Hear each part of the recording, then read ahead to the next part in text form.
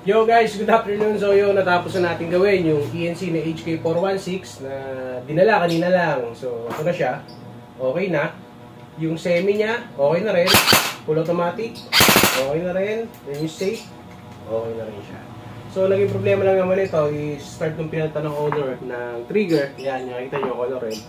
Na na-order niya online. Doon na nag-start yung problema niya. Once nakalapit niya, isang putok lang, then hindi na ulit pumuputok. So nakakailang baklas kabit na siya, kaya yun, chinek natin, nakita nga natin, hindi siya totally fit dito sa gearbox na to. Meron mga konting kailangang ayusin doon sa trigger. Kailangan bawasan para magamit siya ng ayun. So yun, okay na siya. Ito na yung FPS niya ngayon. Pina-upgrade na rin pala ni owner to para mas tumaas ng konti yung FPS. So ito siya.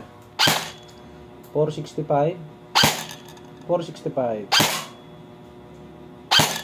463 462 462 461 463 462 463. So yun, nakita nyo, nasa 465 463 FPS siya. So okay na yun, hindi na masama kasi 450 lang ang limit sa mga game site. Malakas na siya kumpara sa stock lang ganito. So yun lang, sir, ready to pick up na po. Maraming salamat. Yo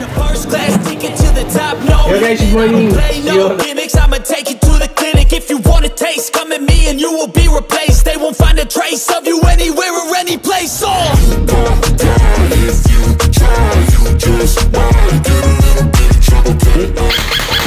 Cool. 465 465. Okay na rin. Automatic. Okay na rin. So yun lang, sir, ready to pick up na po. Maraming salamat.